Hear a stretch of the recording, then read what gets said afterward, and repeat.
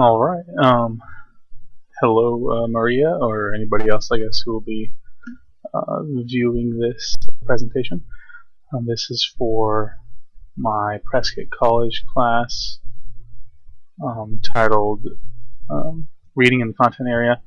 So for today's presentation, I'm going to be talking about integrating the curriculum, which is kind of, it's not a super new idea, but it's certainly relatively new in the scheme of education, I suppose, and it's definitely where it seems education is headed. So, as the title says, integrated literacy. The literacy is probably one of the most powerful things somebody could have, because literacy is really the foundation for everything else we learn. And the argument, you could make the argument, I suppose, that with more education comes a higher standard of literacy, I suppose. Just as you could argue that a higher standard of literacy typically leads to a higher education. But regardless of how you look at it, or which causes the other, it's clear that literacy is incredibly important. It doesn't matter whether you're teaching history or language arts, obviously, science or mathematics. Your ability to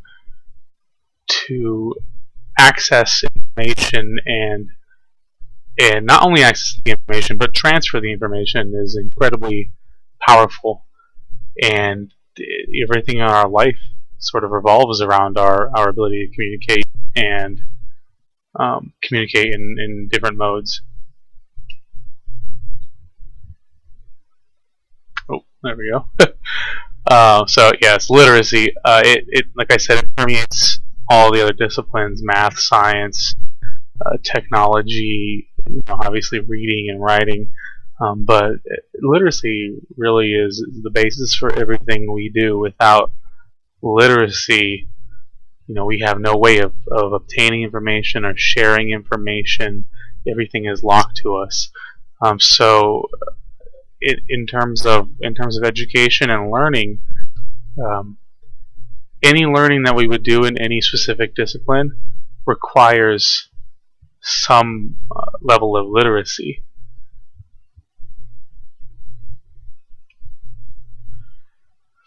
So historically, not just in the U.S., but in most Victorian age education forward, people have used the idea of fragmented curriculum, and the basis behind this was to sort of separate each of the different subjects, like are outlined here in the picture up there. Anyway, so the subjects were separated so that students could focus on developing that particular skill, whether it be math, art, literature, history, or science, or whatever skill you're talking about. The thought that was, if more time was spent focused on that specific skill, you would see a better outcome or a better improvement from that skill. And so again, in this mindset, oftentimes teachers would plan their lessons either alone at the secondary level, or middle school, secondary level. They would plan their lesson either alone or with a team of teachers from the same discipline, and typically the teachers thought of themselves, or were thought of as, I guess, masters of their discipline, who were there in focus to teach the one discipline. And for most of it, the different disciplines were seemingly unrelated, and that's what a lot of students took from that, is that each of these subjects really had no significant relevance to each other. And there are cases sort of sporadically where people would combine, say, math and science, or history and literature, but typically there wasn't a lot of transferable knowledge between the disciplines. and a lot of that was, again, because teachers or the education system felt like these subjects should be focused on independently. But in addition to that, because teachers weren't team planning as a large multidisciplinary unit, oftentimes they would be talking about different. They would be using different curriculum, or using curriculum within different units. Sorry, and so the topics may have had some similarities or some common threads within them. They were presented in different units, so they were to the eye or to the student different. So integrated curricula is where education seems to be moving now. It's a newer concept, I suppose, and this is more of a team-based to curricula as a whole, and not independent disciplines. So, as the diagram or the picture points out here, it's more like a puzzle, and the idea is to see the students as having one overall academic goal of improvement, and not 5 or 6 or 8 or 10 or whatever different goals. One within each discipline. The idea is to use disciplines to support other disciplines, and if that is done successfully, that will increase the students' progress as a whole. And additionally, and this is especially true, I think, for mathematics, but it is certainly true for every subject depending on the student, but it's when students have difficulty understanding subjects such as mathematics. I think a lot of the error in research has shown that a lot of the error for students comes when they in the connection stage. So the student's ability to connect what they're learning to their own lives breaks down at that point, specifically in math. Math, oftentimes at the secondary level, seems very abstract compared to, say, science or history, where there are concrete things that are being talked about. And math can be concrete, but the issue is that education prior to this, especially in mathematics, was so focused on procedure and less focused on concept. And so I think kids have been trained, and even teachers, I think teachers have been trained to present procedures, and their assessments will look for a student's ability to demonstrate procedure. And so then when you go and ask a student to demonstrate their understanding of a concept, that's where the student falters, because they don't have the ability, or not necessarily the ability, but they don't have the training or the insight to analyze the question and provide their explanation of the concept. And so I know in my paper I cited a teacher from Australia who documented this extensively with his math students. He noticed often that when students were taught a concept, they often would ignore the more concrete, I suppose, or more relatable portions of the lesson, and would instead focus on the abstract procedure, because that's what they historically had been taught is going to show up on their tests. That's what they needed to know in order to get a good assessment grade, and a good assessment grade proved that they were being successful, that they were intelligent, that they were capable, when in fact the Common Core in particular, but education as a whole, is moving towards this idea of students being able to demonstrate concepts, and being able to take problems and approach them analytically, and solve them using the concepts that they know, and not looking for the procedure that they might be able to use for that. And so that's where the other disciplines come in to mathematics, and can certainly assist in that, and math can assist in the opposite. So, for example, I know myself, and there are students like me. I always enjoyed math, and I didn't enjoy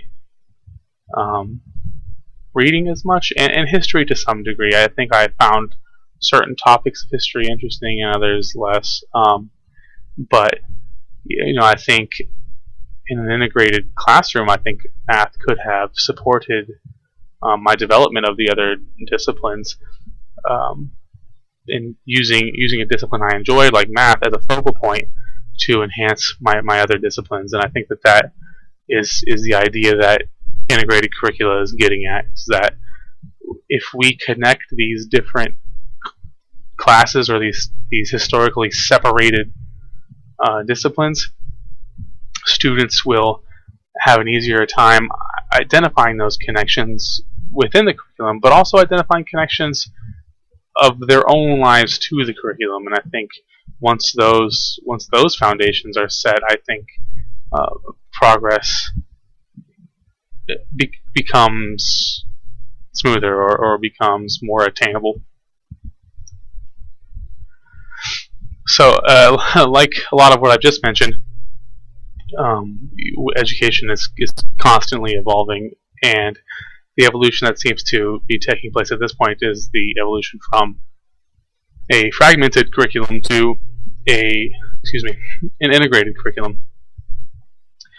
So again, a lot of things that might seem more abstract because we're focused on the development of one particular discipline can become more concrete because we're opening up this web of connections to this one discipline.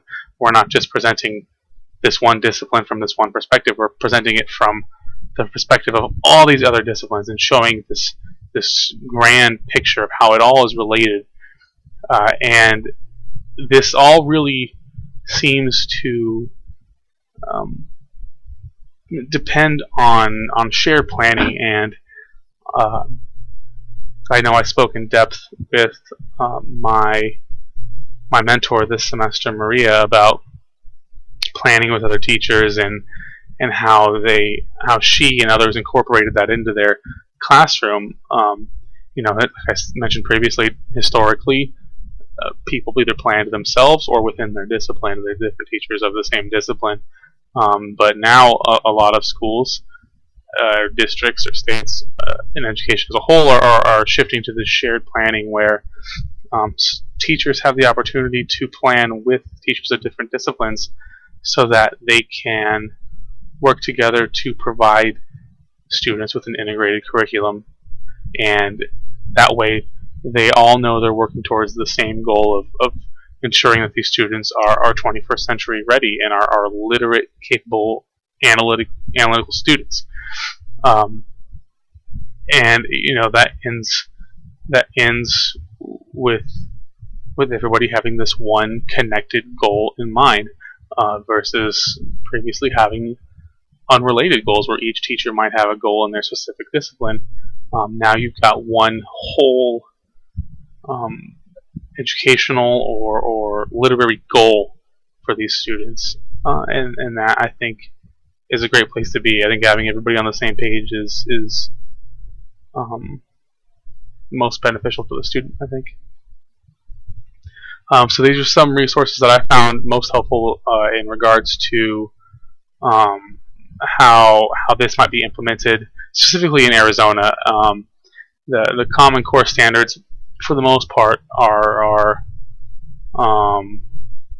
similar nationally as they are to Arizona, but Arizona's are their own technically. So the ADE has also provided a lot of different links for not only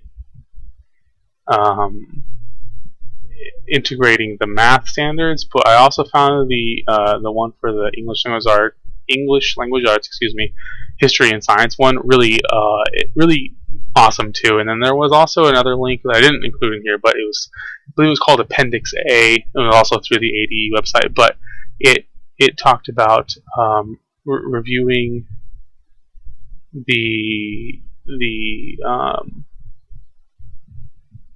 excuse me, a total brain fart here. It talked about analyzing the written or literary material you provided in your classroom, and analyzing it for goals, and are those goals appropriate, and are they attainable. And I thought it was really insightful because it was, I think at first when I started the course and I kind of read over the overview of it, and I had this idea of, of course, integrating reading into mathematics word problems. And those are obviously, boom, done, get me out of here. No, but that was definitely on the forefront of my mind when I read that overview, and I think that's kind of where I thought it would go. But in fact, it's more significant than that, and I think it is important as an educator to not only have access to, or as a hopefully future educator of mathematics, it's not only important that I review the Arizona mathematics standards, but I think there's so much valuable information in the English language arts, history, and science overviews as well, because they give me an idea of, now an overview, but they obviously have the in-depth ones as well. But the overview gives me an idea of what those teachers' goals are for their students, and it provides a lot of insight on how I can incorporate their goals into my classroom, how I can make their goals into our goals, and I think that goes a long way in integrating the curriculum. And then the top link I have here is, I'll just pull it up real quick. Boom. So this is I thought this was an interesting image or map, I suppose, and this just kind of identified where we wanted kids to go and what we wanted them to become, and how we wanted them to get there. And I just thought this was kind of cool as well, and it really just showed how the goal here is that everybody, teachers, communities, families, are all working together. We want the same thing of our students. We want them to be successful. We want them to be ready and capable to contribute to the 21st century workforce or community. And so I thought this was just kind of a neat thing that I found on the Department of Education's website. But anyway, that's my presentation. I hope you enjoyed it. Yeah, thanks again, Maria. I appreciate everything you've done for this semester, and I will talk to you next time I talk to you.